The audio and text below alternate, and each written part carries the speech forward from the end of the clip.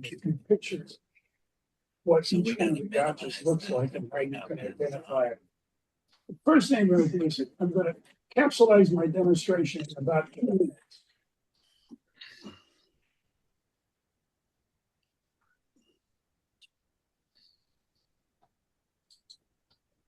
That's bar stock. That's what a gouge starts out with before it's machined. The difference between the different types of gouges is the design and the depth of what's called the flute. In other words, they grind a half round out of the center. There are 4 different kinds. The first one you're familiar with, I'm going to talk about the bowl gouge first, the spindle gouge, excuse me, roughing gouge first. The roughing gouge, I want to pass one around. Be careful, they are sharp. Start over. May I have the first slide, please? You want your outline first one? Yeah. Zoom out, please, camera guy. On camera. Oh, it's wrong camera. Wrong camera. Got to do the remote.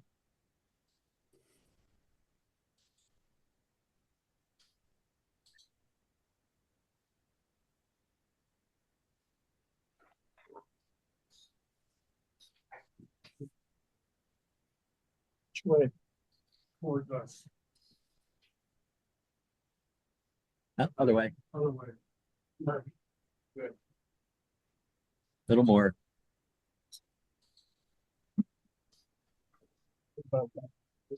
Right there. All right, this is my outline. This is what I'm going to talk about. And my presentation is limited to 20 minutes. So we're going to talk about each one and not go into a great deal of detail. But what I wanted to point out is that there are 4 gouges, and I'm going to speak about each one of them. The first one I would talk about is a roughing gouge. Roughing gouge, as you see, is coming around, is the deepest flute of all of the gouges. It has a singular use, primarily center to center turning, not primarily, exclusively center to center turning. There's a risk to try to use it for any other purpose. And most importantly, even if you try to use it for any other purpose, it doesn't work. So, angle.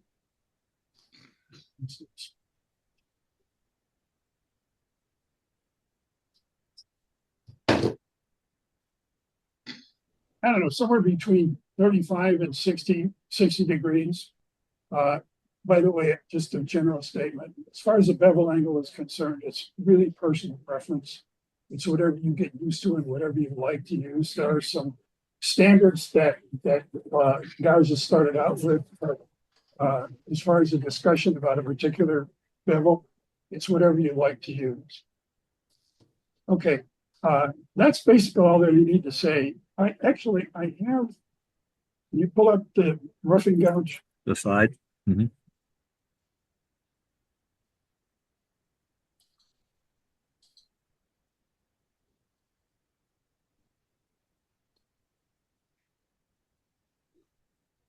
We're working on. It's okay. Take your time.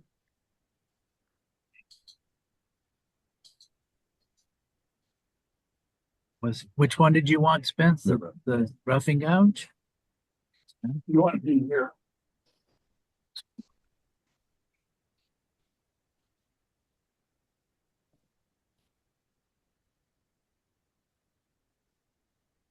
Anybody got $7.99?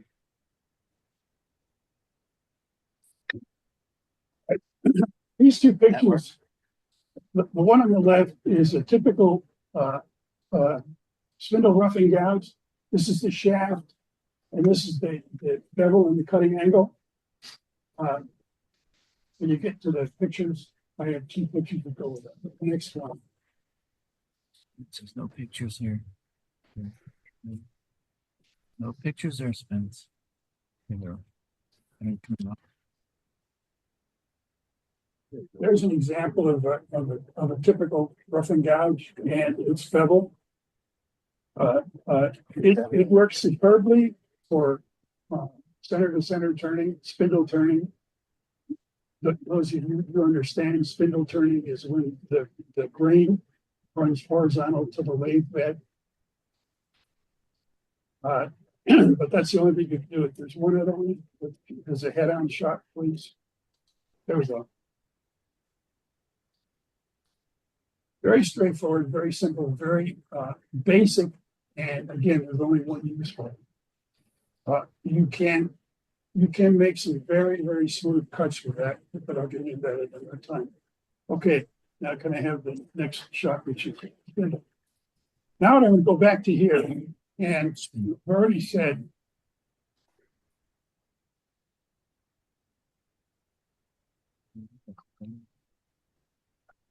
that's spindle rough and gouge. Again, we're starting with just a plain piece of metal. All right. The next gouge is most of it you're familiar with is bowl gouge. Now, I'm going to do something here. That's the center of the bar, correct? Bowl gouges go down well below the center. Spindle gouge is always above the center. That's, and the last one is called a detail gouge, which is the shallowest of all. Now, when you look at your gouge, if you concentrate on this point right here, you can immediately identify what kind of gouge it is. There are different kinds of flutes with gouges. I won't get into it. Each manufacturer has his own design. The object of a flute is to move away the chips as rapidly and easily and effortlessly as possible. The more constricted the flute is, the harder it is for the chips to move away and the more vibration you'll get in your tool. Can I have the picture of the spindle gouge, please? Mm-hmm.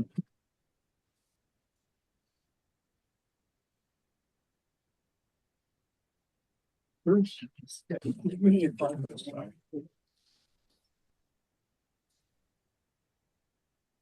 Okay. This is a typical grind for a spindle gouge. You'll notice how tall this is compared to where the base is. Can I have the next one, please? This is the one that's important. You see where the center is? It's about here. The grind, the flute is above the center. The one typical difference between bowl gouges and spindle gouges is bowl gouges tend to be heavier weight. They have typically more steel in them. And the reason for that is that they're going to take more wood. Spindle gouges are used for finishing work, doing certain kinds of beads, doing relatively small work, not removing material. Bowl gouges are typically used for removing material. Okay.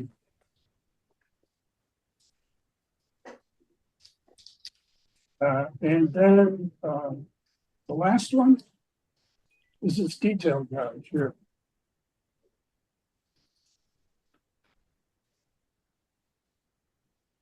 You notice how very shallow the flute is.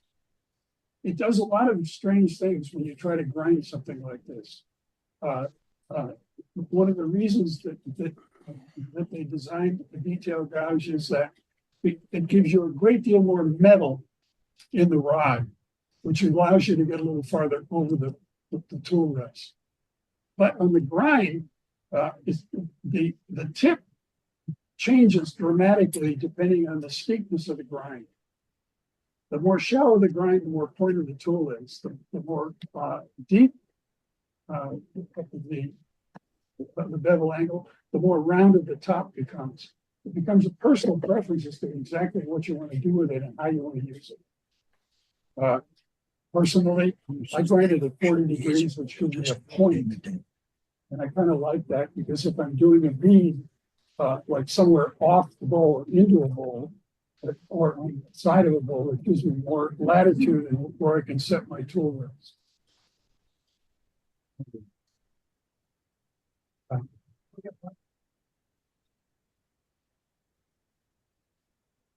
All right, I'm going to stop there.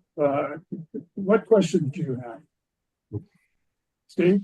Can you use a spindle gouge on a bowl? You could probably use it on the outside. I would definitely not use it on the inside because characteristically a spindle gouge angle is a lot shallower than a bowl gouge angle. And consequently, it will tend to cut deeper, but because it's shallow, it won't cut as thoroughly. So you'll end up binding trying to get into a bowl with it. It's a center to center tool. It's a spindle tool. It's designed to work when the grain is running parallel with the lathe bed. You talked about bottoming down. No. Okay, a bottoming gouge, I can explain that. Bottoming gouge is a bowl gouge. It just has a very steep angle. That's the only difference. And typically, because if you're going to use it on the bottom, you typically have to go over the rest farther than you would if you're doing the outside or the sides of the bowl. Consequently, if you use it to make one, you make it out of a fairly thick piece of steel, 1/2 to 5/8, even 3/4.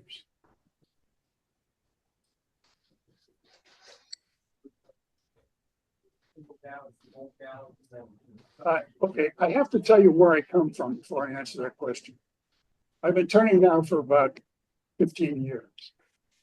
My first class was at the college, and my second class was at the college. And from that point on, I've taken about 13 classes at Craft Supply USA.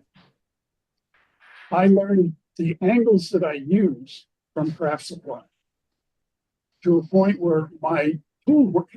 First of all, I'm a jig grinder. I do not do hand grinding. I can't afford it. If you notice when you go to a seminar, the pros, they just go over there and do this. Well, the reason they do that is because they're given tools. If I were to do that, I would go through tools very rapidly, and they're very expensive, so I don't like doing that. I like to take the minimum amount of metal off that I possibly can. So the angles that I use, the holders that I use to create those angles, I welded them. And so they don't change at all. In addition to that, and I have to give Dave Madden, wherever he is, credit, he taught me a technique that allows me to maintain my grinding angles without having to measure them in the future. And this is not the point to go over that right now. If you want to find out about that, we can talk about it later. But basically, I use a 45 on all my bowl gouges. And I use a 35 on all my spindle gouges. 35 is very pointy and very touchy. But once you get to use it, you'll find it's really flexible, and we can do a lot of different types of beads and codes. Basically, outside curves and inside. The other tool that somebody just mentioned is I have a special tool that I've ground for going across the bottom of a platter. I like to do platters. And platters are really tricky because the bottom should be absolutely flat. It's hard to do that if you have a bowl gouge with an angle and you're trying to move across.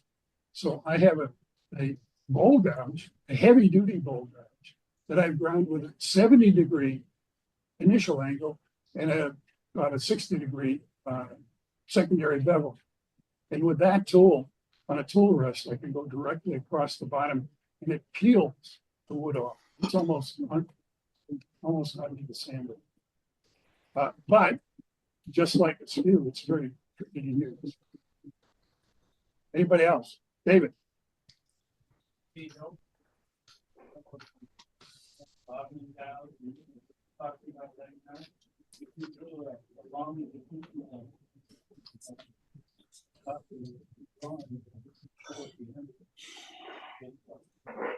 I can hear all of it.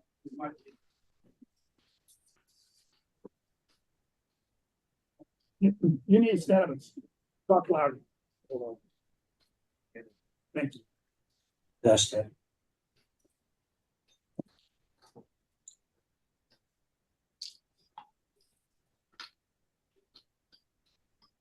Walt, I was just suggesting that on the top of your drawing right there, draw a picture of a gouge and compare like a longitudinal and compare the end of it on your bottoming gouge or the one that you just discussed that you made and compare that to like a detail gouge or a spindle gouge. Okay, I'm going to draw a straight on shot, not an angle shot. This is the bar. And in my case, there are two bevels. That's not, I'm going to go bigger. There are two bevels. Not too good at this. But basically, Well, you can flip that paper over and use a brand new piece of paper. Dave just authorized the expenditure. all right, well, I'm paying for this, you know.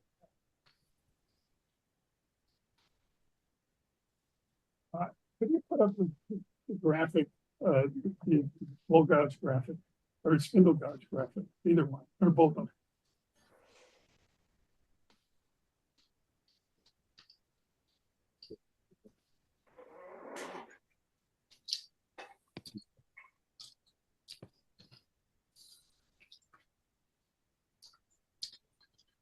Ah, that's good. That's good. See this fingernail grind on this bowl gouge? If I were to take, let's say this is what looks to be about 45 degrees. If I were to tilt that and move the bevel here, it would change that 45 degrees to a much steeper angle. And it's that steeper angle that allows the tool to go in and hit the wood and peel the wood off, as opposed to chipping it off with a 45 degree. Because remember, anytime we turn, we need to be on the bevel, right? If you're on the bevel with a 45, you have a lot of flexibility.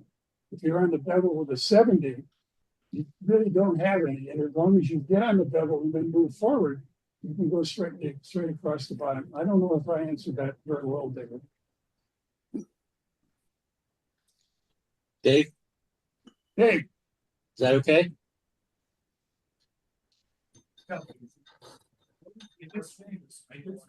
yeah. Oh, I'm out. I got ahead of myself. I'm going to pass these around. This is what is a 45 degree hole gouge. This is a 40 degree detail gouge. Let's go ahead and pass it. Why don't you take a look at the difference in the bevels on it. And then the last one is a spindle gouge. This spindle gouge has a 35 degree point on it.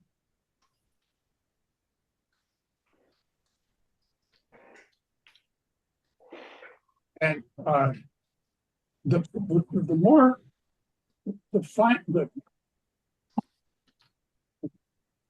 more acute the angle, which is from the vertical back to the horizontal of the bevel, the more important it is to get on the bevel before you start cutting. And sorry. I'm sorry. Any more questions? Yes. Hold on. What's the benefit of using two different grinds on a bowl gouge? Good question. Do I have time to answer? Yeah, go ahead.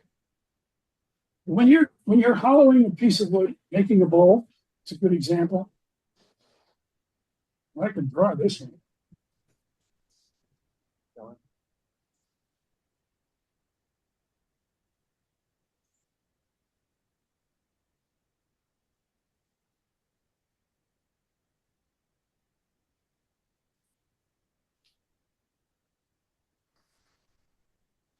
Now, obviously, you start out with just a flat blank piece of wood. With this piece on the lathe, with a, if you're going to start in here, let's say you've already formed the outside. We all know how to do that. You're going to start from the inside. This is almost vertical to this side. So if you're going to be on the bevel angle or whatever it is, you have to move your tools such that the bevel gets there. Let's do it this way.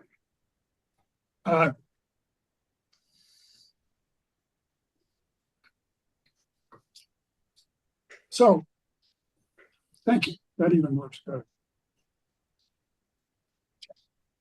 In order to get this on the angle, on the bevel angle, that's the position of my bowl gouge. All right. And as I start down, I'm just doing fine. Now notice where my bowl gouge stays. Okay, what happens here? If I'm going to follow this, guess what I do? I get off my bevel. Now there's nothing protecting the point from going in and out and jumping around and doing anything it wants to do. What held it before was the fact that I had the back hard up against the surface. The moment I take that back off the surface, now all of a sudden my tip's going around. All right, here's the problem. With this angle, it's a 45-degree angle here. I can move all the way down to about 2/3 of the way down to the end of the bowl. Then my path changes. In order to maintain contact with the bevel, I have to change the bevel. So I go back to the grinder and I go, okay, this needs to be steeper. So I take a whole bunch of metal off and move it up to about 60 degrees, which means that I go from here to here. So now I'm trucking around just doing fine, and I get to here and all of a sudden it flattens out again. If I try to get on my 60-degree bevel, look where my tool is. I have to stay inside here. So I have to change it again. It's a long way around saying there are 3 different angles that you need to go from the top of the bowl to the center of the bottom of the bowl. Now, exactly what those angles are is a matter of preference or a matter of choice. For example, if I decided, well, I'm only going to use 2 and I'm going to use 60 degrees all the time. If I do that, now my tool is over here. Now I start down this way, I'm fine. But the problem is I don't have a lot of movement over here, and I'm standing on this side of the lane. Look where my tool is. Okay, so I start here with, all right, and now I'm going to say what my preferences are, but it doesn't need to be yours. I start here with a 45, I go down 2/3 of the way down, I change to a 60, I go around the corner, and depending on the type of the bottom, but typically they're pretty shallow, this is a little steep, but I have to change it again. So again, to allow me to keep my tool inside the bowl, I have to change the bevel angle again, and it has to be more acute. So I move it from 60 to 70, which allows me to go on the bevel straight across the bottom. That's the reason why you need more. Now, you don't need more than 1 gouge. You can grind your gouge 3 times every time you do a bowl. But because these cost well over $100, it doesn't make a lot of sense. It makes more sense to buy, in my case, 3 different types. Now, the different sizes of bowl gouges is a function of the size and the type of bowl you're making. If you're making a very small one, or if you have a wood that is soft, so to speak, anything this size will just tear it up. So you need to make a small, the reason is because the cutting edge is very large. The softer the wood, the smaller the cutting edge you want. The way you get a smaller cutting edge is to reduce the diameter of the gouge. Again, I'm getting a little off. So, Bruce, 5 minutes. Thank you. Dave. Wait a minute. I can't hear you.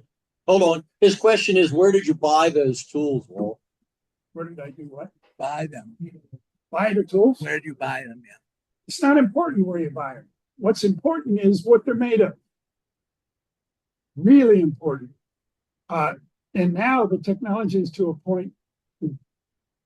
Now the technology is to a point where almost all the steel that you can buy that is quality steel is made out of M2. It's a recipe for making stainless steel. The recipe has to do with stiffness, maintaining the cutting edge, and not breaking. And trust me when I say not breaking, when you look at one of these tools, I've taken a quality, this is embarrassing, but I've taken a quality, I think it was a 3/8, maybe, yeah, it was a 3/8 spindle gouge and snapped it right in half. And it was good steel. I think in this particular case, there was something, it looked like there was a flaw in the steel, but you know, we can do about that. But my point is, you need a steel that's going to hold an edge, and every manufacturer has their claim to fame. But the important point is that you always want to buy something that is M2 steel. And the bottom line is, if you pay less than $70 for a tool, you're getting Chinese-made tools, and it's very. There's another subject. No. Anyway, it's as you buy tools, it's very important to realize that they cost a lot of money, and you want to buy a tool that's going to give you the service that you want. My objective when in sharpening is to get a bevel that I like, keep it so that my muscle memory continues, and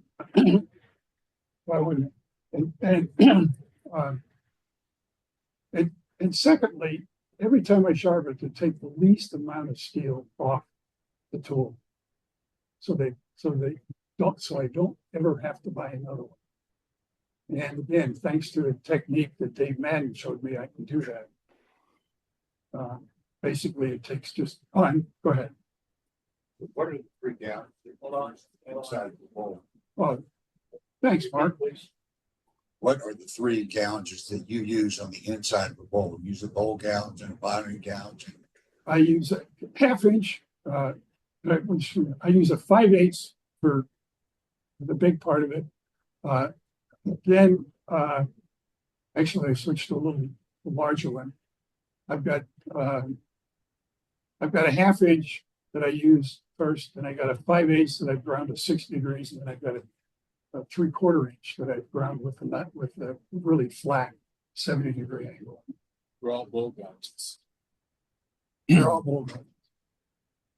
The bottom gouge is just a version of a bowl gouge. It's just a bowl gouge with a very steep grind on it. 45 is like this. The bottom feeder is like this.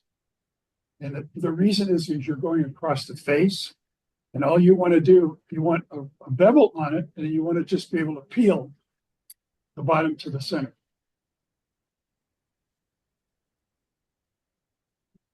Right? Sure. The Swiss tool and the European tool, the same size. Yeah, it's measurement. US tools.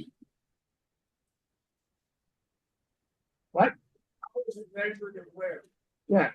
I don't know necessarily about where, but the difference between the two tools is the US measures the thickness of the metal.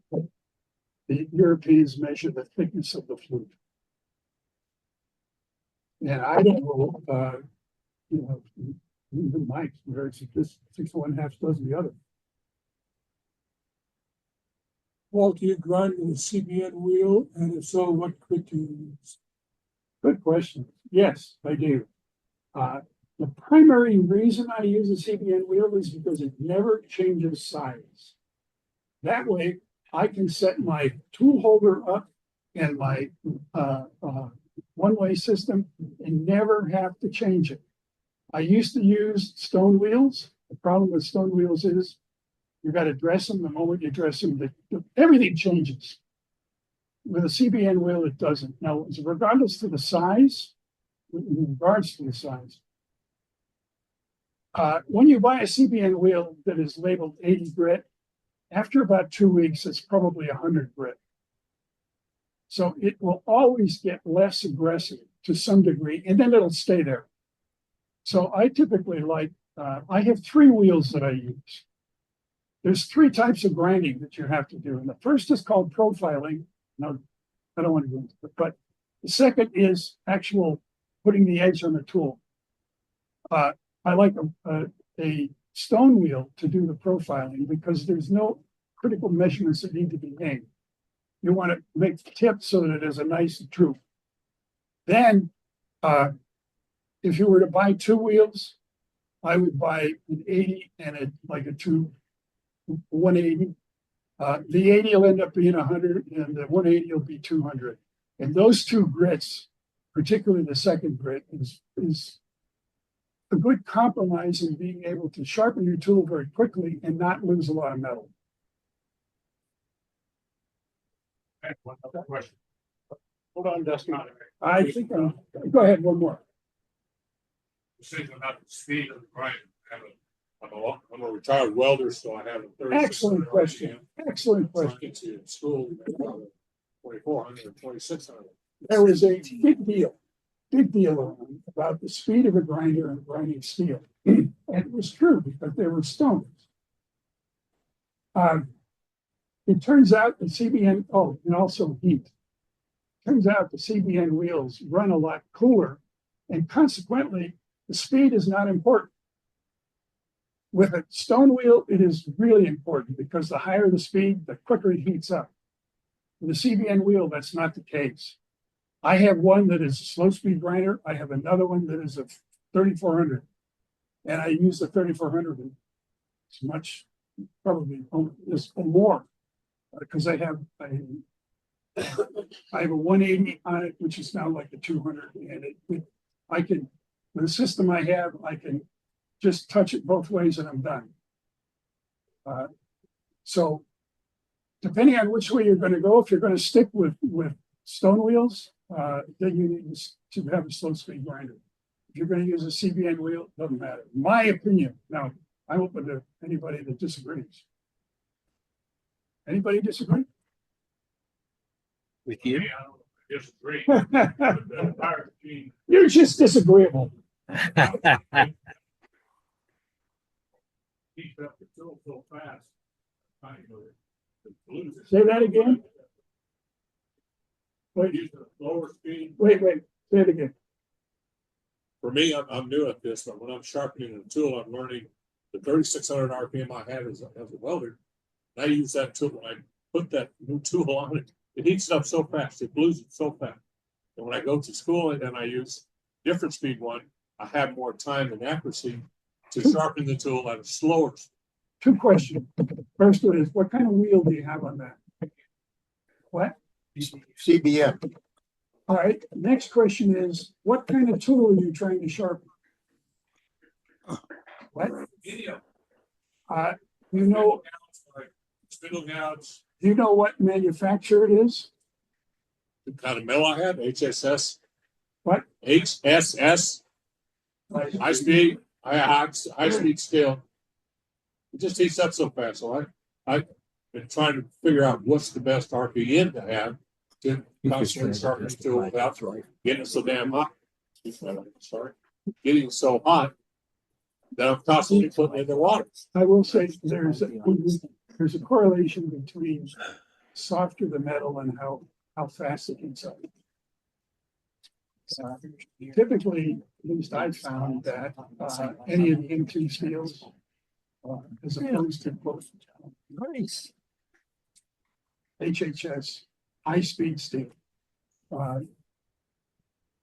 the M2 doesn't do that. Now, it will, obviously, if you lay your hand on it and you force it in. But you need to let the wheel do the cutting, not you, which means that you set it on the wheel and turn it very lightly. But as they say, the softer the metal, the more it'll heat up and turn blue. I'm kind of done with you. Okay. Any more questions? Before Walt leaves, hey, Walt, Huh? before you leave, let me say that there are no stupid questions, especially to our new members. Oh, absolutely. If you have a question, please ask it, because the guy sitting next to you may have the same question, wondering what whatever it is the question is, so there are no stupid questions. You have a wealth of knowledge right here. Spence is one of our premier members about sharpening tools. So if you have a question, please ask it. Thank you, Mark. I don't care how simple the question is. If you got it, ask it, and I'll be here till after. So if you have another one, I'll be glad to answer. Thanks a lot, Walt. I really appreciate that. I'm sure everybody else does it. Just to make a point, if you guys have a question or an issue, Dusty, like you were saying there, Walt's shop is always open to you. You go over there, he'll show you how to do it correctly. He has the tools and the capability to do so. So please do it. I'm gonna move this out of the way. Do you need the paper? No. Let's get the. One more thing while we're getting Bruce mic'd up here is I was neglect to say to the committee that was in charge of putting the information for the banquet together, Jenny and Janet and Susan. Mine's a terrible thing to waste. Yes, Susan's right behind you, Donna. Yeah, but thank you guys very much. They put in a lot of time and a lot of effort. And if you are not planning on attending the banquet, you're going to miss a really good time. So we're looking forward to having everybody turn out for it. Yes. We take a short break. Yeah, we could take a short break if you need one. Yeah.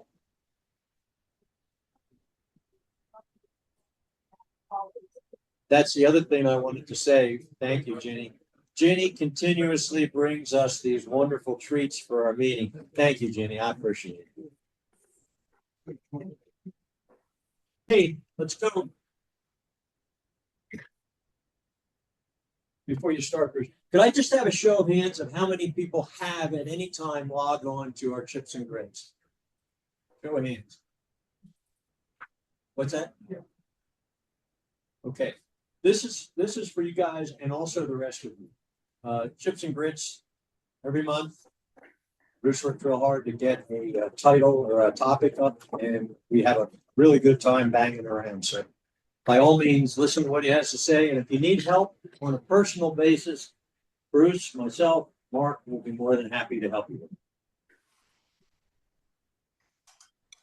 Okay, Chips and Grits is a way for us to get together and share information with one another.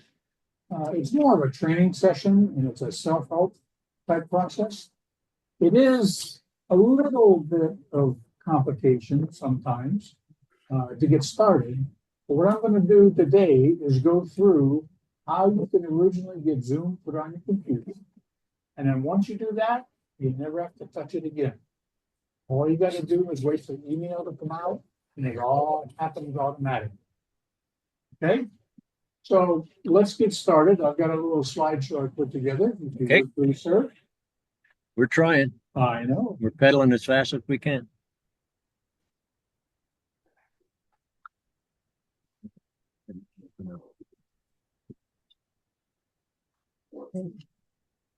It's slideshow.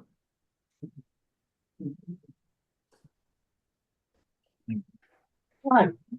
This is going to be how to join Chips and Grits and a few computer tips along the way. So, next slide. Whether you've got Safari, Google Chrome, or Microsoft Edge, it doesn't matter. The only thing you do is you go to the search bar, put in zoom.usa, and that's all you got to do. It'll take you right to the site that you need to be. Next. US, sorry. Thank you. When you get there, you're going to have a choice to make, whether it's a 64-bit or a 32-bit software that you want. My guess is you want 64-bit. Now, the deciding factor is your computer older than 2003? If it is, we need to have a conversation about why you like antiques. Your new one will be a much, much faster than the one you have now. It's that old.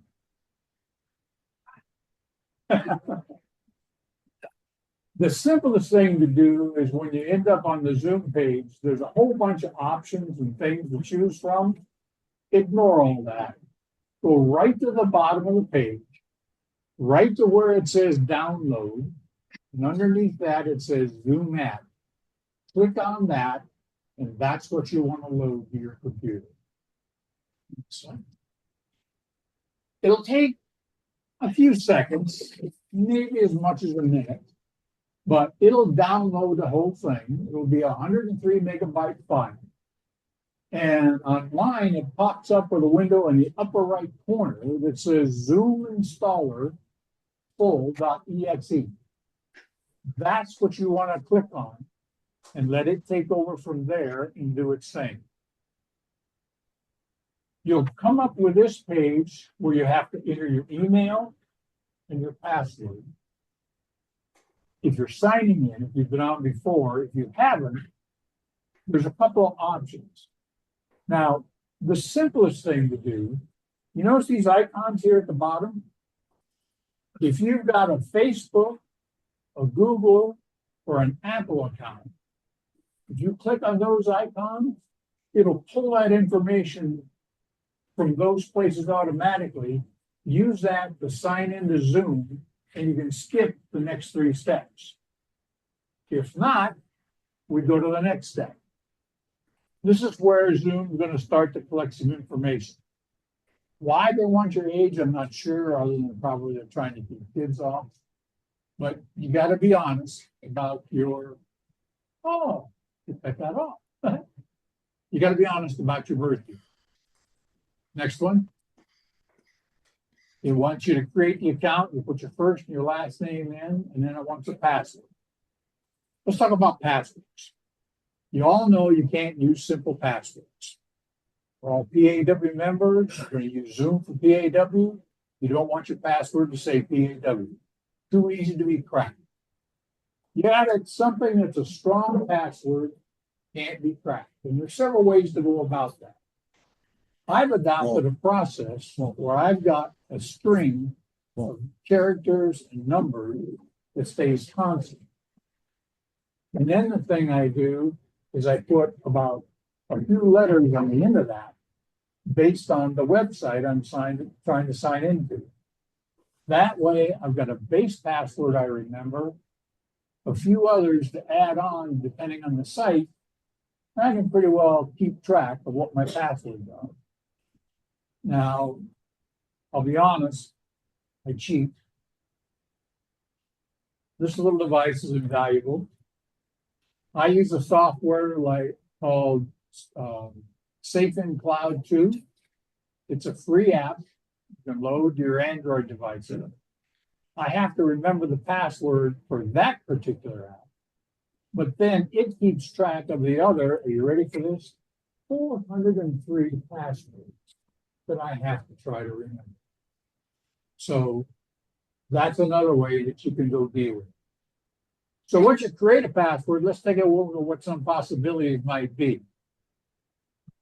There are rules that you have to apply, like on all sites, and you got to be at least 8 characters, numbers, upper, lower.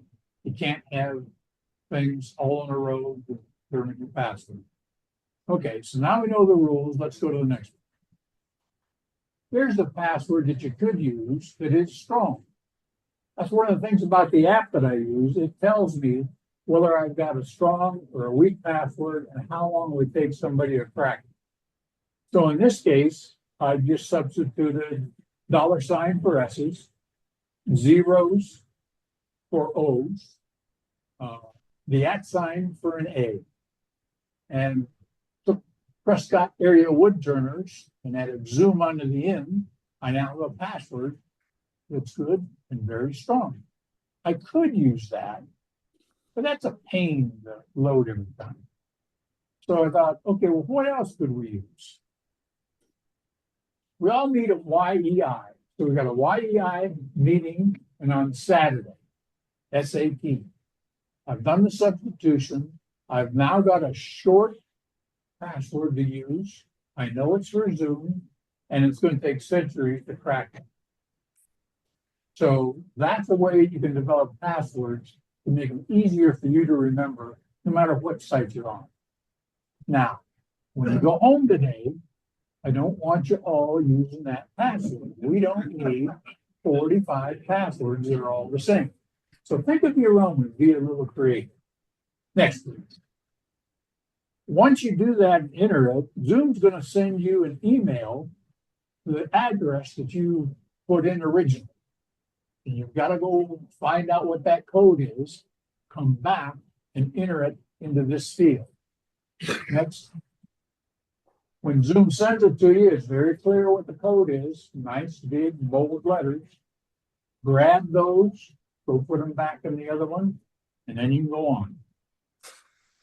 When you're done, Zoom's going to place an icon in your desktop. It's going to look kind of like this.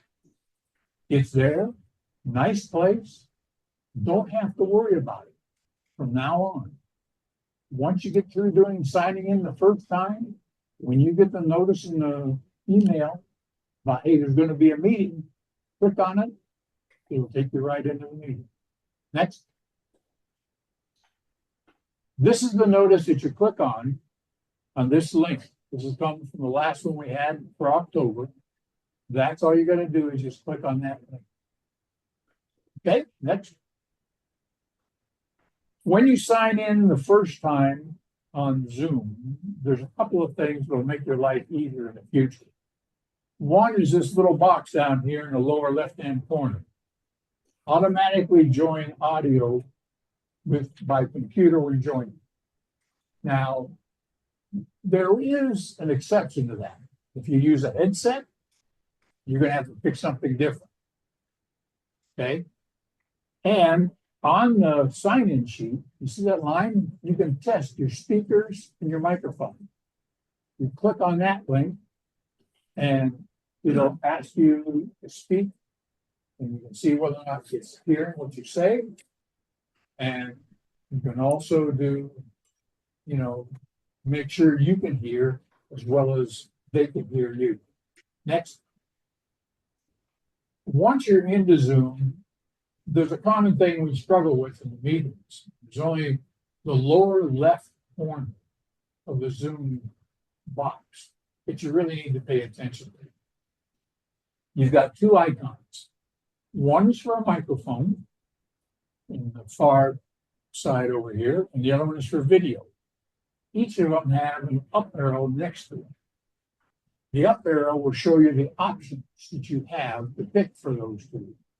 Typically, we don't do too much with that, but the one thing that is important is when you're signed into a meeting, if you've got something going on in the background, or in some cases, we've had some people that have had a noisy fan on their computer, it keeps wanting to cut in and override what somebody else is saying. So you want to mute it unless you're actually saying something.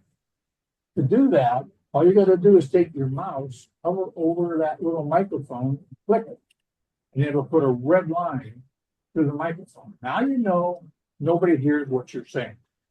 So if the phone rings and you've got to take a call, or your husband or wife is in the other room yelling at you and you got to answer them, you know whatever you say isn't going out over being broadcast. Video, sometimes video, we put an X through that. There are some people, I've been known to be involved in that when they get up and join the meeting, they want to sit there and eat breakfast. We don't necessarily want to see you eat breakfast. That's okay. So you can click on that, put a red line through that, enjoy your breakfast, and still listen and see what's going on in the rest of the room. Now, the one thing about on the audio, if that's clicked and the red line's through, and you want to generally just sit and listen to what's going on, that part's fine. If you decide you want to say something, easiest thing to do is all you have to do is press the space bar on your keyboard. And that activates the microphone. As long as you hold it down, people can hear what you're saying. The minute you lift up, and nobody will hear what you're saying. Press the space bar down if you want people to hear. Next. That's it for Zoom. Any questions that I can answer? All clear as mud, huh? I mentioned that for those of us who are hard of hearing, protection company. Oh, yeah. Thank you. No, you can't either. In Zoom, at the bottom of the screen, there is a tab that you can click on and it transcribes what's being said. So if you have difficulty hearing or somebody has a thick accent, click on that and it, just like on your television screen, it'll transcribe what's being said. This is where I excel, because I don't hear anything. Those of you who watch captioning on television. Not switching between that screen and mine. He's talking and nobody can see him. I don't know how they do it, but on Zoom, it's almost instantaneous. You can read the text. As you read the question. Thanks. I got about that, but I don't use that. Hang on a second, Bruce. Yes. Are you done with your PowerPoint? Is there more? Oh, no, there's more. Okay. I'm just done with the Zoom part. Oh, Yes. wait, there's more. Yes, sir. I was on it one time and I had a question and Mark said that was a stupid question. It hurt my feelings. Let's see what. We have counselors that are after the class. He wants us to switch back to this, but it's such a pain. Any more any more questions? No stupid questions. Except Dean, he knows a bunch. Now be nice, he won't come back. All right. Let's talk about, yes. Is that a question in the back? Hold on, Dave. It doesn't work on Zoom. Does your chips and grits link go out to everyone that is a member? Or Yes. do they have to sign up to get on the list? Chips and Grits goes out to everyone who is a member. Are you getting Marge's emails? That is a different issue that we'll go work on. We'll find out. Hear that, Marge? We gotta check and see why he's not there. Mark? The only other thing is there may be something that, yeah, there, depending on how it goes and how many people, you may have a filter on your computer that says if it goes to X number of people, send it to spam or send it to trash. That's another possibility. But I'll work with Marge. She'll check to see if it's on the distribution list. And then if it's there, then we'll come see you and see what the settings are. in your Check the computer. roster, make sure the email's correct. Hang on, Marge has a comment. I think if I am one of your contacts, it will send it through. If you have not added Marge Hunt as one of your contacts, maybe then it would go to spam. If you have added me, then maybe it will not.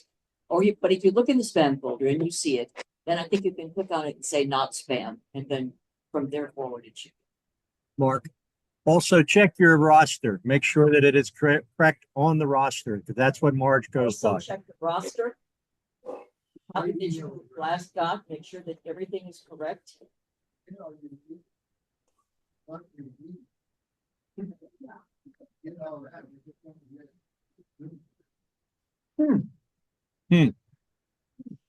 Maybe there's a filter that says we don't want you in there. He pays dues. Phil, did you pay your dues? That's why. Rick, I told you sooner or later you found out that we didn't want another meeting. Yes, sir. Are meetings on a regular schedule, like always the third Thursday? They are on the notice that I had in the last page. Did we cut that off? Can you back up I one? can back up, yep. You up there, Rob? You're only allowed one backup I'm though. allowed one backup. Back up again. You there's you two. already exceeded your And one limit. more. Meeting is the second Thursday. of the month at 8:30 a.m. in the morning.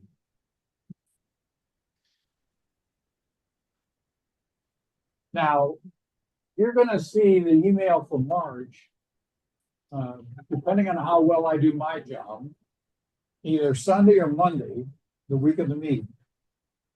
And we've also agreed in the last board meeting, we're gonna send out a reminder on Wednesday to say, hey, don't forget chips and grits are gonna be tomorrow morning.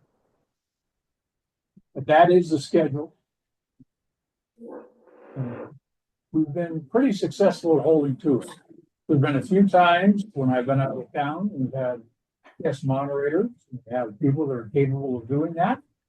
But we've done pretty well staying to the schedule. We don't typically meet in December. Too many things going on in December, and we decided there's no sense trying to be that complicated.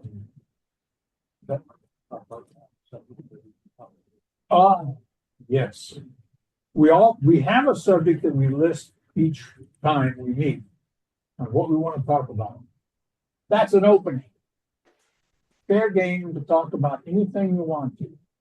So if you've got a question, if you're working on a project, you need help on, whatever, that's fair. Bring it up, get some advice from those that attend. Now, it's not a large group that usually attends.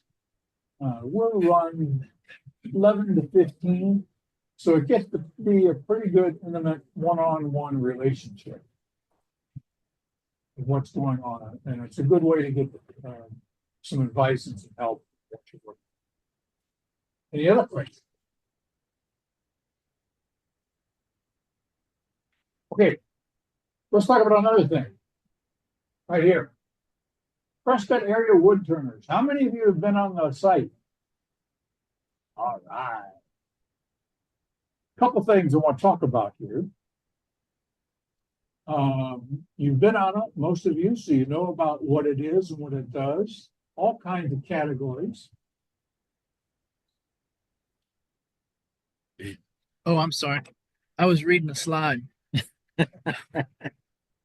There's also a lot of links. And we put a link, we record chips and grits, and we put it out on the website.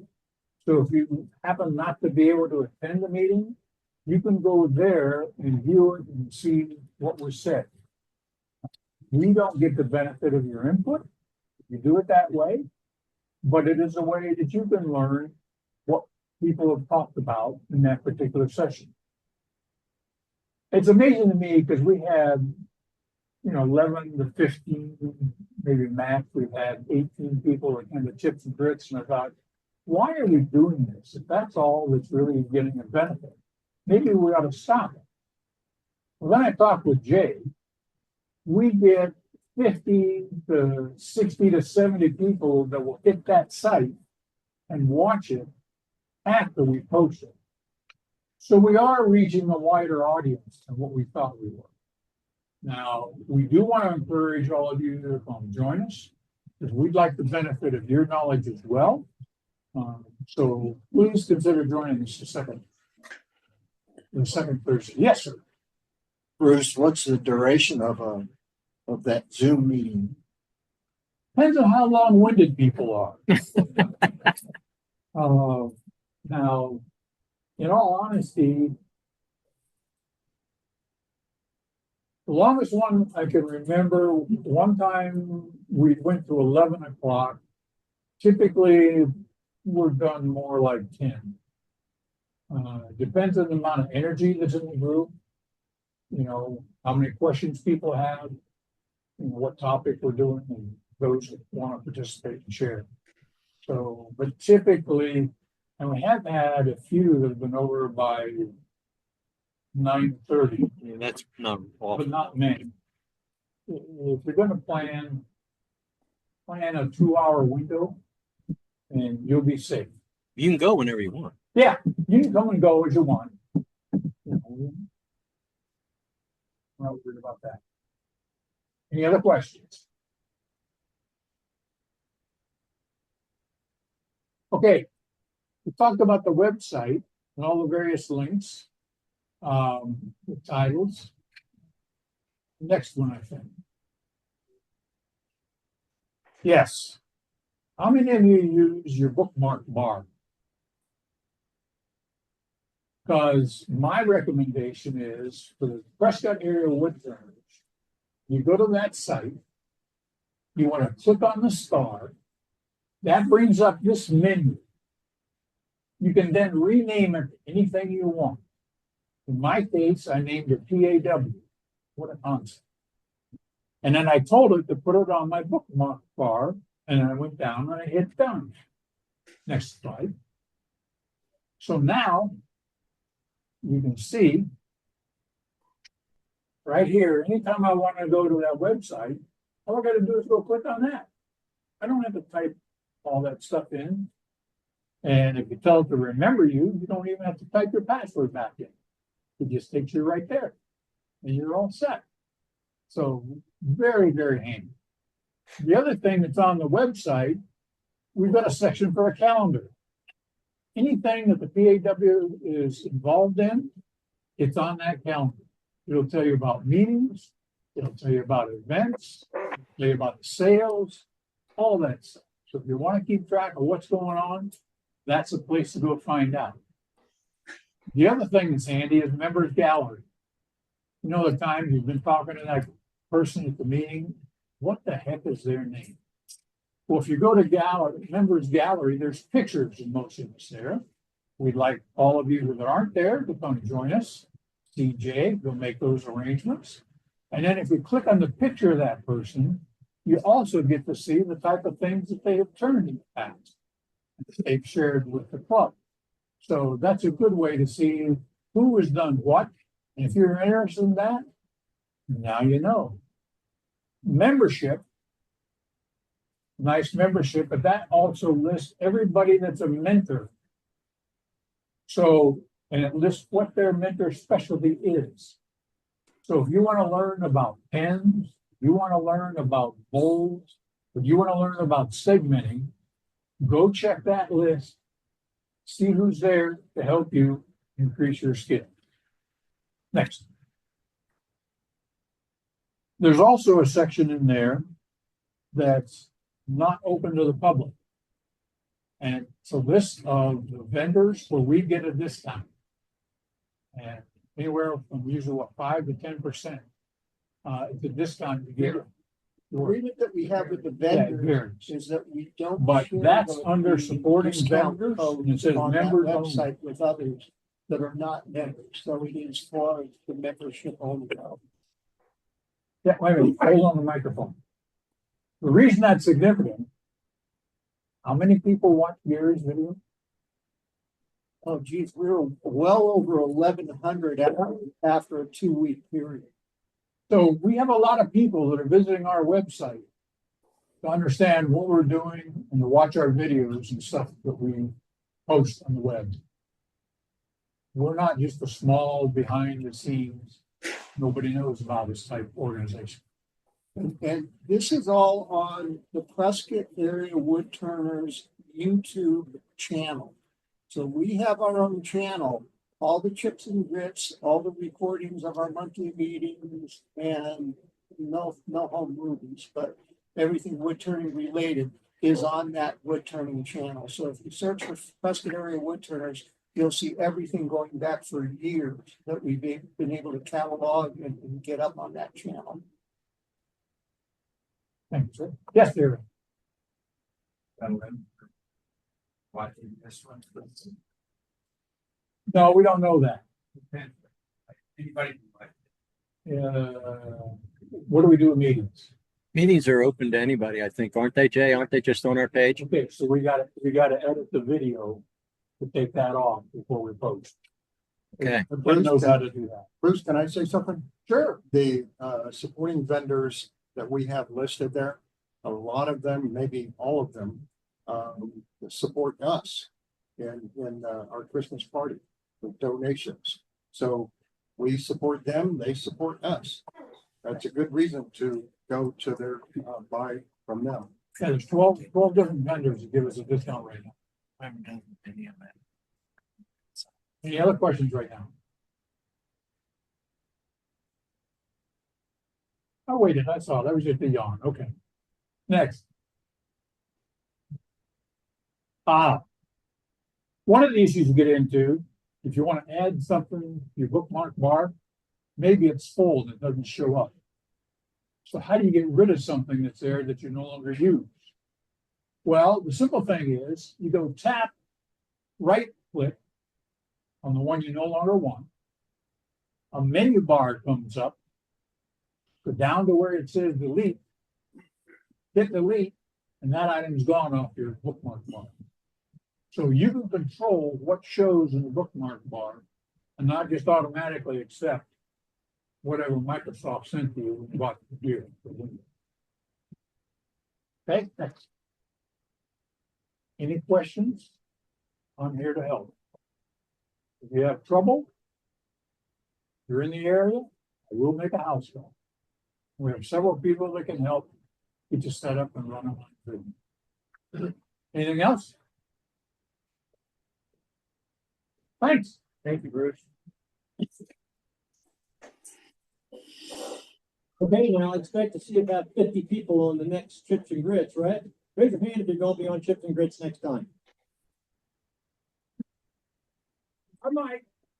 All right, now what? Because you did raise your hand, I'm going to make you sit through the whole presentation again.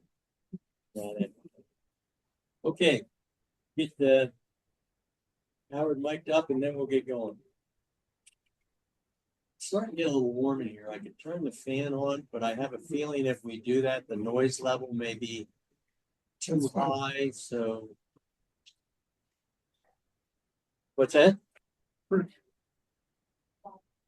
Oh yeah. Ginny just wanted to remind me to remind you that she brought flyers for the banquet in December. They're up here on the thing. You can take, and if you want to pay, give money to Dennis. You know how he is. He's pretty greedy that way. He'll take it, but it's printed on both sides. So if you grab one of these, look on both sides. There's a lot of information. You all ready to go, boss? Yeah, I think so. Okay. I just had to change the whole presentation and find out that other people can see this.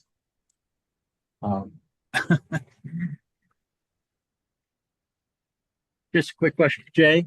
How will we edit that information out of the video? Okay. I wasn't going to send it to him, but is it something we can do ourselves, or do I have to? You and I, Team Asabi. Yeah, we can figure out how to do it. All right. I think Ken knows how to do it. Who does? Ken. Oh, okay, good. We'll wait for him to get back then. He deserves extra work after being away. It's okay. All right. I asked Rick for 3 to 5 minutes to go over a new sharpening technique I had learned. He told me 20 minutes. So I'm going to have 17 minutes of filler. I'm going to start with some history of my tool expertise. Notice I didn't say turning expertise. Don't want to go with the pictures. So I've got about 10 years in the club, and of that I figure about 1.5 years turning because I take a lot of time off. But I watch a lot of videos. So I'm watching a video by a guy named Alan Lacer, who's very well known turner for spindle turning. And there's his name. And he's basically known for the skews. Those are skews for those who don't know. I've never used these two for opening paint cans. I've used other ones for that. But so I watched his video. I said, gee, he took a log and turned it into a toothpick. And I use a lot of toothpicks. So I thought, well, I'm going to get some skews. So I ordered 2 skews, those 2. I never been able to make a toothpick. So the next thing, although this is just kind of an aside, There's a glitch. Try number 3. Yep. Now I've got a lathe that was owned by Alan Lacer. Turns out he was the original owner of this lathe. That just happened by accident. But I still am buying toothpicks at the store. Um, I went to a mini symposium in Mesa. Spence was playing Vanna White for Glenn Lucas, and Gary did. Some other people helped out. And he made bowls that looked really great, really easy. So I ordered 5 of his tools. Actually, they've been somewhat useful, not at first, but they've been somewhat useful. So I got 5 of his tools. Then I read an article. I'll go to the next one. This will be quick. That's just a review of those tools. 2 of them are here. Then I saw an article by Art Schleister, who was well known at AEW a long time ago. And he said the best tool in his toolbox was his 3 3/8 inch Metabo sander. It's actually a random orbital sander. I thought, gee, that'd be a great thing to have. I wouldn't have to worry about having a gouge if I have one of those. It has been somewhat useful, but it seems a little like cheating to me. So there's a guy named Reed Gray, also known as the Robo Hippie, who came out with this movable, I guess you just call it platform for grinding. But he also, I have one here, but it's on the slide. He also sells, or I wouldn't say he sells, but he promotes a fluteless gouge. This totally takes everything Spence said and throws it away, because here you've got a gouge, no flute. So I bought one of those. You see where I'm going here? Then, let's go to the next one. That's another view of it. I haven't found that very useful. It's good for catches, but it's not supposed to be. Then there's a guy named Keith Tompkins who came out with a V skew. Now this is supposed to take all the catches out of having a skew. Hasn't worked for me, but anyway, go to the next one. There's the upside down picture. These will all be here afterwards if you want to look at them. I suspect from watching his video that you could do wonderful things with this. I just don't know what they are. Then, all right. So we all remember John Armstrong gave a presentation maybe a year ago or so, where he was, after he went to the Trent Bosch school. And while he was giving the presentation, he mentioned that he liked Carter tools, but he didn't like Carter tool handles. So he bought Trent Bosch handles. While he was talking, I went online, and 1, 2, 3, 4 in this picture, there's 2 more somewhere else. And I bought Trent Bosch handles. If you like Carter tools, it's a really light handle. It's got nice padding. To me, it feels really good. So somebody bought all my Carter tool handles except for the one. So that one did work. Thank you, John. So I now have, we can just go through, we have a lot of tools. These are all spindle gouges. The prior one was bowl gouges. These are scrapers in front. In back are all things which I've never used or don't know how to use or never wanted to use.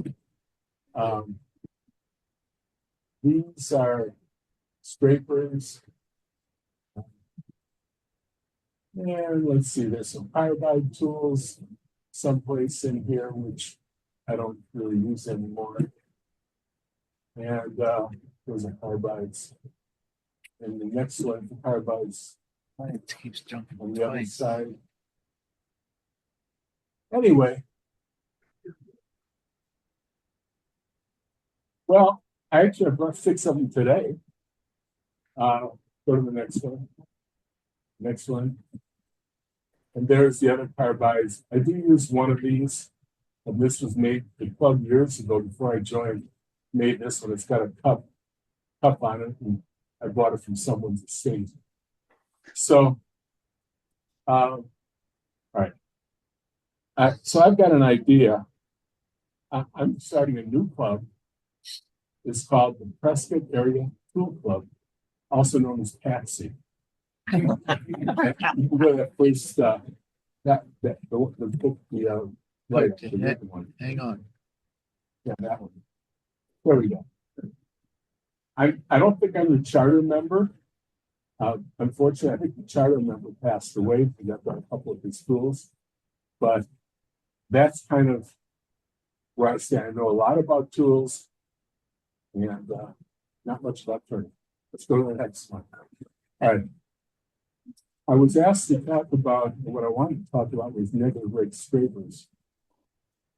And I want to pass these two around because these were both, neither one of these has been sanded. Turned with bowl gouges and then negative rate scrapers. The bigger one I haven't quite finished. I just needed to get it done quick to bring it. And the smaller one, we took off the blade too quickly. It's got a little bit of tear out in the bottom. And when I get it on the vacuum, I'll be able to fix that. So that's where I'm going. That's what the last 3 minutes is about, is how the grind for that. All right. This is a regular standard scraper. This is one of Wayne's. You go to the next one. This is a little closer version of it. Go to the next one. This is the side view. Typically a regular scraper, 60 or 70 degree angle, and a burr on the top. Now, I don't think I have any anymore. Maybe this. So Spence and I went to Chicago. Dave Madden was there too in August, and we watched Stuart Batty. Stuart Batty claims that he invented the negative rate scraper. And everybody's taken it from him. And his point was that when you have a regular scraper like this, it's the burr, you create a burr on the top, we'll talk about that later, and the burr that does the cutting. So Stuart Batty's, he's talking about production cutter. And so he said, what you do is you get your regular scraper, you put a burr on the top, and you go like this. And he said, for production cutter, this is a really nice invitation for a shoulder surgeon. So you do enough of this, and you'll have problems. So he puts a negative rate on it. Now, we'll get to that in a minute. Let me just go a little bit further on this. Oh, sorry. Yeah, these are just scrapers. They're in the November 2nd sale, by the way. I didn't have one. I went to Wayne's house to take pictures. And all right, that is a regular scraper by a fellow named John Jordan. And I believe he died this last year. And this is another, this is the closest thing I had to scraper. He uses a 60 degree angle. He uses this for the outsides of bowls. He goes like this and puts a burr on and actually goes like this. And that's the only regular scraper I had since I took the picture, turned into a negative rate anyway. All right, see what's next after that. All right. Let's talk about negative rate. Negative rate means essentially that the top has an angle. Instead of being flat across with the 60 or 70 degree angle like the regular scraper, puts a negative rate or another angle on top. It makes it less aggressive, and you put your burr on the top grind. Now, the question that somebody would ask before is, what angles did you use? When Stuart Batty wrote a major article on it, he was using 25 degrees, 25 degrees. Other people who are well known well, I'm not going to mention the names I was going to mention. They use 25, 25, or 33, 33, 35, 35, but they're always, at least prior to the last few years, always the same angle both sides. And then they put a burr on one side or the other, and they do their turning. When you turn, you hold it flat, and you're turning, and the burr does the cutting. And they used to use various things to create a burr. There's something called a Veritas system that I bought from the charter member of the PATC, and I haven't used hardly since. Some people use almost looks like a round file, and they go like this to create a burr, and other people can do it on the grinding wheel. So that's kind of the negative rate scrapers. Now, Glenn Lucas, when we saw him in Mesa, said 33, 33. So when I ordered a scraper, it didn't come 33, 33. It came, I think, 40, 25. I've forgotten it. Done. I think it came 40, 25. His round nose scraper came 33, 33. I've changed all this. All right. Stuart Batty, who this is one of the small ones. He's got some now that are just huge. He said he did 25, 25. But he admitted when we were in Chicago that he doesn't really do 25, 25 anymore. He does 40, 25. 40 on the bottom, 25 on the top. Why is that? Well, Stuart Batty is a proponent of what's called the 40-40 bull gouge grind. And so when he's got his grinder set at 40, he just does that with a scraper too. Puts a 40 on the bottom. Now, a very wise person told me last week that there is a big advantage to having asymmetrical grind. Thank you, Spence. An advantage. And the advantage is that if you have an asymmetrical grind, like all these people talk about on YouTube, when you're doing your scraping, it tends to create vibration that goes up and back and up and back. If you have an asymmetrical grind, like this 40-25, although with the weight of this thing, you're not going to get much vibration. You don't get that vibration. You get a pretty clean cut. Now, why do you use a scraper? Well, Stuart Batty says, and he claims, like I said, he claims he invented it. I don't disbelieve him. He says he gave it the wrong name. He shouldn't have called it a negative blade scraper. He should have called it a finished abrader or negative rate abrader or something.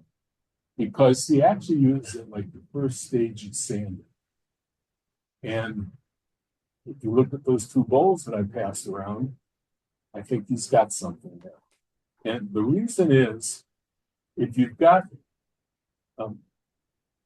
your wood that's got the grain, the soft and hard, and you put sandpaper on it, especially if you're using a nice soft sponge behind it, it'll follow that soft and the hard. It'll follow your tear out. If you have a nice stiff negative rate scraper and you're running it across real lightly, you're going to take off what's raised up and get a relatively smooth finish. I think I've heard that before and never sank in. It kind of sank in Chicago. And the thing that always gets me about watching the pros is that they pass it, they rough turn a thing, do a little bit of scrape and pass it around, and it's smooth. said, oh my gosh, I need that random orbital sander to get it smooth. So that's where the negative rake scraper comes in. Now, here comes the secret that I wanted to show. I have a lot of time to watch videos, not so much time for turning, partly because I don't like messing up the house. But I don't use this for doing my sharpening with the negative rake scraper.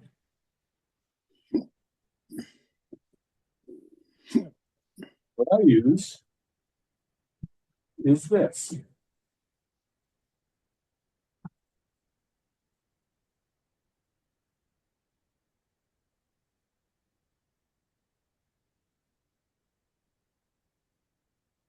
So watching a video one night, there's a fellow named Eric Lofstrom who made a presentation here. Now, I don't know how many people were here at the time. It couldn't be more than 3-4 years ago. But he started his presentation with getting us to do calisthenics. I think he turns barefoot and he likes to do knee bends before he starts turning. And he is now doing some work with a fellow named Jimmy Allen at D-Wave Tools. D-Wave Tools has been sold, I think. And Jimmy Allen has a company called Boxmaster. I got a set of negative rake scrapers for my birthday last year. This is one of them, this Boxmaster. I want to go through, see where we are. I kind of lost my. I don't know where we are either. Let's see. Right, We're kind of like right here, huh? 20, 26, 20, 20. 28. Yeah. That's the Boxmaster set that I got. This is the second from the right. And I was thinking about it and looking at it and thinking, gee, that's an interesting grind. It's got a pretty deep negative rate. And then, so I took out this thing, which is protracted, whatever it is. And would you believe that's a 90-degree angle? Yeah, everything I've read says don't go over 80. Some say don't go over 50. But that's a 90-degree angle. And the angle I'm talking about is right here. So it's 70 coming this way, it's 20 going that way. It's the other way. 20 going this way, 70 going that way. And you add 20 and 70, and sure enough, it's 90. Now I even tried it. And sure enough, 70 and 20 is 90. Keep going. There's the 70. Oh, we're not going no more. So anyway, There we go. What it came down to, well, 90. Everybody says 90 doesn't work. I mean, Stuart Batty says it doesn't work.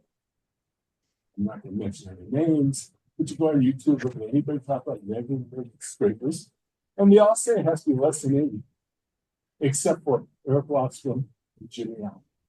And they show a 90. And they actually sell the wooden pieces, $8, $9 now, they raise the price. And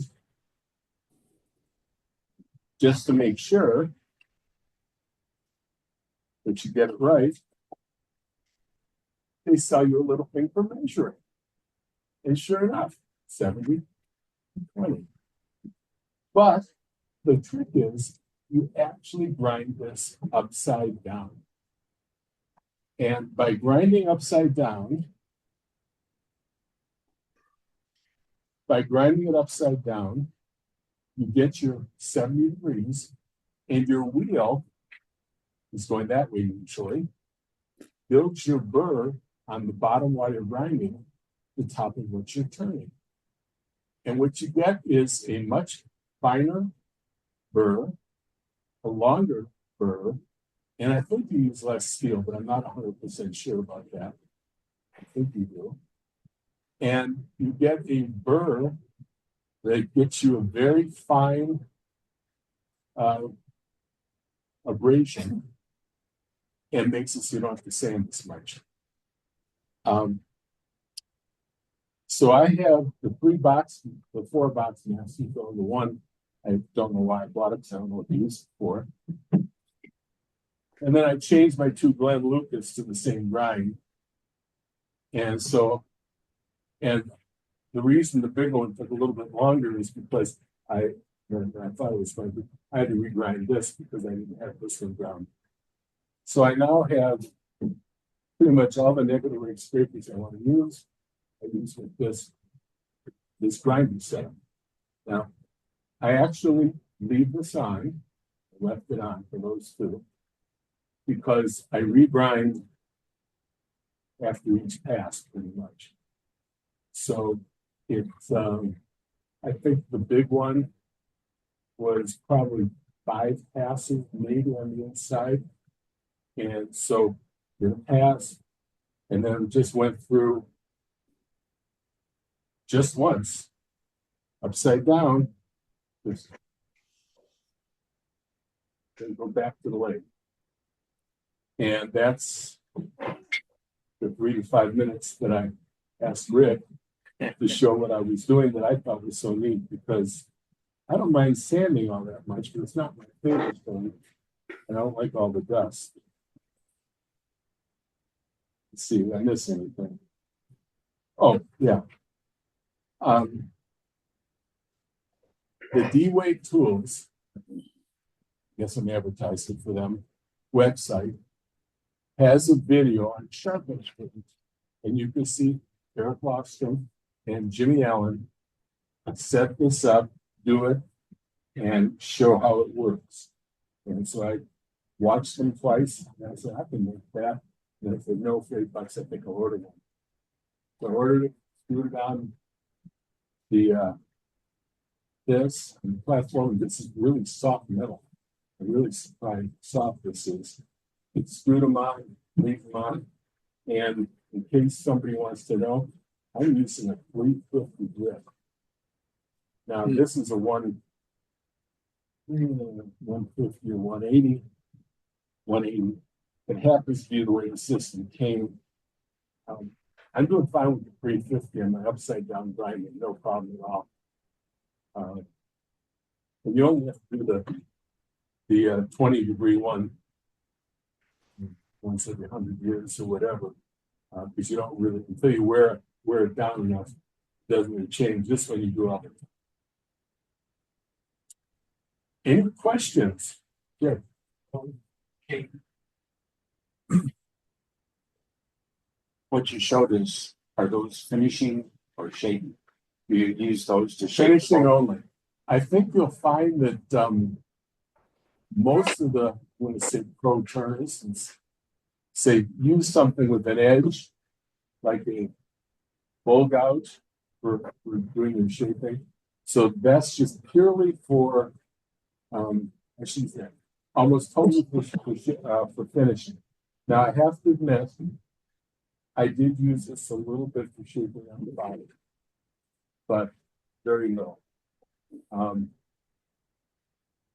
Since I did that, Spence came over, he worked on slides, and he suggested that I take a harder tool I had that was extremely heavy and put a 70-degree edge on the bottom and use it as a bottom feeder.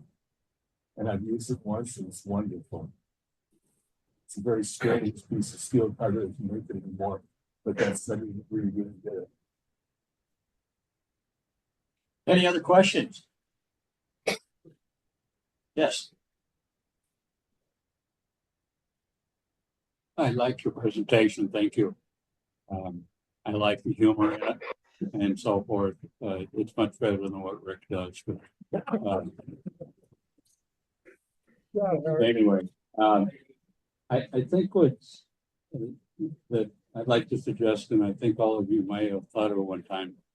It's important that we don't get hung up as woodturners on that it has to be a carter. Someone asked, where do you get your tools from Spencer? And if we think back 35 years ago, the artwork that was turned out by some of the leaders, Baby's father, for example, used some metal that we consider putting it on the floor over here and never thinking of it, and the likes. But the sharpness is the key. Question I have is, as you were using those, your deep bowl, did you use your negative rake as a finish all the way down the side, or do you go down part way, finish that, and then keep on going to get rid of bounce? All right, I use on the deeper one, I use this on the side all the way to where I had the curve, and then I use this one. So I use two different ones. In fact, I had to go sharpen this to make the sharp. I didn't have this one sharpened with the 90-degree angle. So I took a few minutes and made that. I've got some other negative rake scrapers that are not sharpened like this. That either are going to be sharpened like this, or I'm going to get rid of them. To me, I just like using bowl gouge for shaping. It just seems to work better for me than a scraper. I know the guy who does this, Reed Gray, he's, by the way, I've had a lot of time to watch YouTube videos and not a lot of time to turn over the last few years. And he's got some really interesting videos where he does really different stuff. He does a whole bowl using a scraper, and you can do it. There's no reason not to. I guess I'm just trying to get my tool techniques better using just one set rather than. I guess I bought a lot of stuff thinking there was a better way, and then I decided, no, let's just do the stuff that you're teaching in class. I think it's interesting that I think it was down at a meeting down in Phoenix one time, 10, 15 years ago. Somebody said, oh, well, what do you use a skew for? And how many of you just use it for a scraper? And now all of a sudden, because that's actually a long tip negative rake scraper, it's the thing to be using for finish. But interesting how a different person takes a different look, and now it's cool. Well, when I took the class that you're teaching, the instructor said, never use a scraper, they're dangerous, you're gonna hurt yourself, it's not gonna do anything for you, never use one. So I was trying to do the inside of a bowl. I was having a lot of trouble, and she came along. It was right after she came out of the hospital. Someone was trying under an arm, and she looked at. She said, "Go get me a skew." Okay, so she got a skew, and she actually went in along the side of the bowl like this with the skew, and finished off the inside of the bowl. Brenda, yeah, couldn't pick her name. Thank you. Dean asked that question because he's reluctant to get rid of his tire irons. I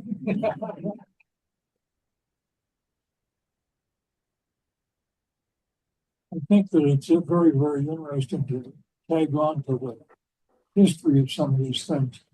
In 1953, that's 5-3, when I was in my industrial arts class, we were not allowed to use the gouge at all until you practiced and used the skew. Then all of a sudden, you could use the skew and the gouge. Things have changed. Now, everybody uses gouging. Now, oh, gee, the screw is in my toolbox. Why don't I get it out and use it? I've been using mine for years. But I used the skew for a year ago. We made 75 pens for Christmas presents, and the first 3 took me forever. The first 5 took me a long time. And I was talking to Spence. He said, "Use the skew," and he showed me how. The next 70, I used the skew, and could turn on a pen in about 18 minutes, I think, and came out with needing a little sanding. I'm fine with the skew on pens, but I'd be afraid to use it on almost anything else on practice. Okay, any other questions while I have him here? Thank you, Howard. Appreciate it.